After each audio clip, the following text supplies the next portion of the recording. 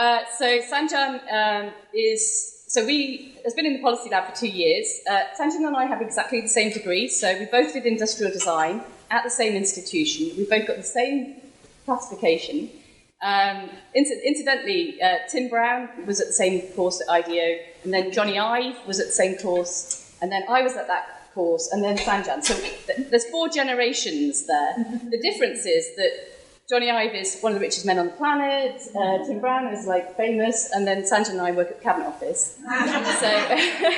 But and each of us has taken design in a new direction. So Tim has gone very different use of design to Johnny, as you all know. I've taken it, and Sanjan and I are both pushing into the policy space in these new boundaries. And then Sanjan, like me, has also done a master's in philosophy, economics, and policy at York University. So we're both hybrids, where we're half design, and well, not even half, but more design than not. So Sanjan's going to share some thoughts around and he's also incidentally we believe the world's first policy designer.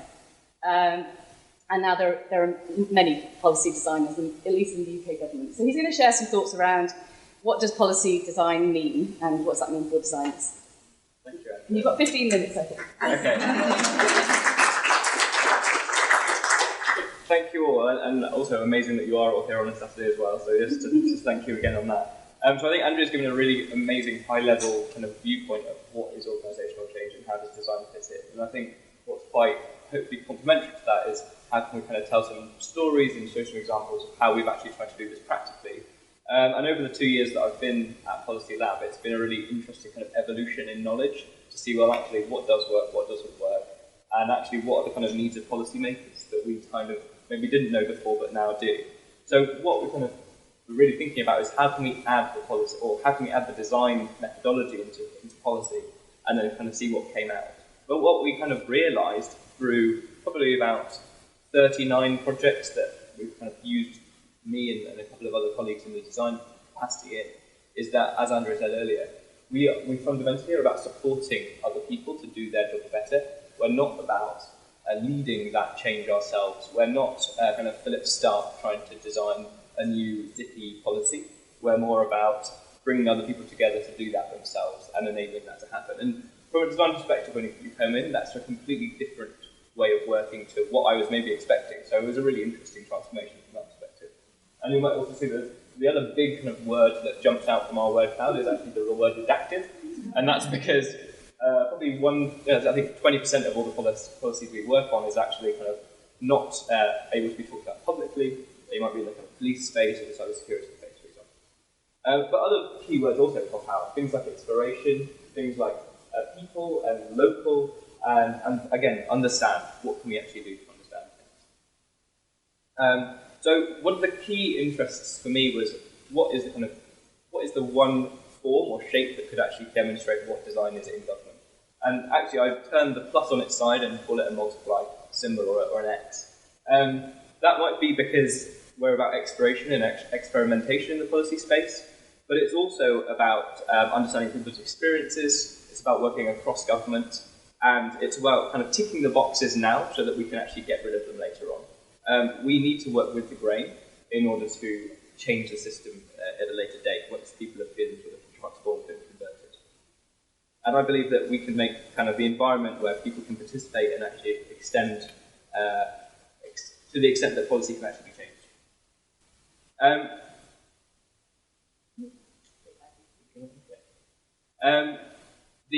The first sort of, I guess, lesson from policy design would be absolutely the policy design enables the cross-government working and also across boundaries by mostly simply convening people and putting them in a room and using really, really simple tools. So we constantly work in every project with the public, with policy teams specifically, with experts that might be from academia or people on the ground with lived experience, and also with government departments. Every project we tend to do has at least one government department involved, and actually them being a policy owner means that we are always actually going to have an impact within the space, within the department. We're not relying on selling in an idea later down the line once we've done the kind of separate piece of research. We're funneling that along the journey with them. And a real kind of simple example of this comes from a project we did on the youth offer for government, we brought together very quickly 10 different government departments who were really interested to understand what could they do to develop cross-government challenges and briefs to change the kind of future of young people in the UK. And this was a kind of request because there's been a huge kind of focus now internally on creating a strategic framework, which is more about systems and less about silos. And that also kind of corresponds with a new funding or kind of spending review bid cycle within the government, which we also have to be really conscious of. How do organisations get money in and how do they spend it? So we brought together these 10 departments to understand what are they actually all doing individually about young people, what are their own aims and ambitions, and then what are the links that we can bring and kind of connect up potential new projects. And we initially started them off in these kind of roundtable discussions, getting them to just network and meet and write down some of their key objectives. But then we changed it up and we said, actually, by designing a kind of conversation, which means that people have to be in the same room, but with no table, what does that look like? And we gave them the tools to actually stand in the clusters that Andrea could have described in a very theoretical way, in their kind of magnetised clusters, and got them to boundary span to connect with one another and almost use kind of the magnetism of their own interests to drive conversations within the room. We did this for about a half an hour to an hour period, constantly getting them to change and then reflect on what new challenges are coming out. And then finally, we actually got them all to sit down in a boardroom context, in the same room, on the same day, and sit down and actually agree very formally that they were going to run a new project or write a bid together. So within 2.5 hours, we got 13 new challenges set out that the government departments were then going to go and write shared bids on. Obviously, some of those were not going to come to fruition, but that's a huge leap forward for a team that would maybe have spent 6 months doing that through emails. A second lesson was about wanting to work in policy. We need to think relentlessly about the accountability and legitimacy of the work we're doing. We are probably all firm believers that user insight and lived experience can really strongly inform policy design and development. But at the same time, we need to balance that and trade that off with the kind of political context within which we're working and the way that the departments are set up. So the ministers who are in charge are the ones who have been elected by the public to represent their views and then chosen by the government or the kind of prime minister to run that section of government. So we can't contradict what the needs or kind of views of that minister are. And so we can critically inform that and we can advise, but we have to also balance off that user research does not trump democracy. So we have to be quite considerate about that. Our third lesson is that we're not service designers. And absolutely one of the key things that the government provides are public services. There's mixed reviews on this, but let's say between 60 and 80% of all government is service delivery, both web and non-web. But within the policy design space, we work right at the early stage of policy where there is no kind of clear sense of what the right intervention is. And we use a framework created by Andrea called the Government Styles of Action, the kind of 28 levers for change within government, to understand and kind of explore what is actually the potential intervention we could be doing. We showed this to the International Design and Government Conference in Edinburgh about a month ago, and we were kind of scared about saying, well, we're not actually service designers, but actually they all took it quite well, which is fine. But what was really interesting was even within the service design community in government, they were realising that they were working potentially in the legislative space, or maybe more as a collaborator. And this is kind of maybe explain a little bit more about this framework. We realised that government works at a very light touch way as a collaborator, maybe announcing something on the steps of Downing Street, or as a steward setting the agenda, but as well as working in a kind of more traditional legislative or regulatory capacity. And often we see teams tending towards things like amending rules, or the other one is about creating a campaign to inform the public on a particular issue. But those are just 2 options out of 28. We try and drive policy people and other external stakeholders to think differently about what levers might actually be available. It's also a really good way at the beginning of the project to say, actually, we can't legislate, we can't provide a new service, we need to do something differently. And we get to understand what that is, and then work within the constraints, which we think cause creativity. And this is also a really useful tool when we're consulting with the public, creating strategies, to understand what are the key challenges that each stakeholder group might face, and then within that, well, what can the individual do? How can we empower the community to do something themselves or other groups? But finally, what can the government actually do? So, kind of fourth lesson is that within the design community, I think we talk about failure and the need to fail, and then that's in order to succeed. But often in presentations like this, people never talk about failure. So I'm going to talk about failure. It's a curious case, actually, because we were working with a team in government looking to make or encourage teachers to progress more frequently up into senior leadership positions if they're from a minority group or are female in general. There's a kind of disproportionate number of males at the higher point in teaching. What we did was do an incredible amount of ethnography and research. We talked to about 18 teachers, all from mixed and minority backgrounds, or women, and we understood that some of the key barriers to this were around, time and huge time pressures on this group. And we then speculated on a few different potential solutions using this kind of research. And in the aim of trying to do a co-design with the kind of group of teachers to develop new ideas and move things forward, we thought we'd stimulate the conversation with a few kind of light touch ideas just to get the ball rolling. But then the co-design never happened, but the ideas that we had shared with the policy team were kind of out in the open. And we just didn't hear back from them. We kind of got ghosted by the policy team, which is kind of sad. And on the left here is some of the sketched post-it note ideas that we just threw out.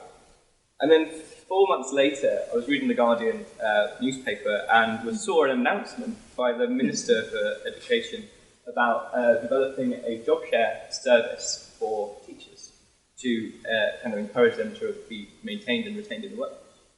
What was fascinating is this is a post-it note idea that I'd drawn several months earlier, but we had never tested it. We had never gone and actually understood if this was the right thing to do. It was a curious case of this is a kind of idea that's translated into policy, and we kind of didn't get sight of what happened next. And so we kind of like trying to chase down what happened in this process and kind of work out what the magic was.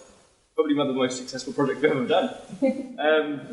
So with that, we kind of actually, and as I talked about this at the conference, the design conference, someone in the audience said, we've just kind of been working with contracts for the people who are now going to be taking this forward. And what's really nice about that opportunity is that we can now share the knowledge we've had and already done the research with the team that we're doing it. So if you don't talk about failure, you don't necessarily get kind of progress, which is good.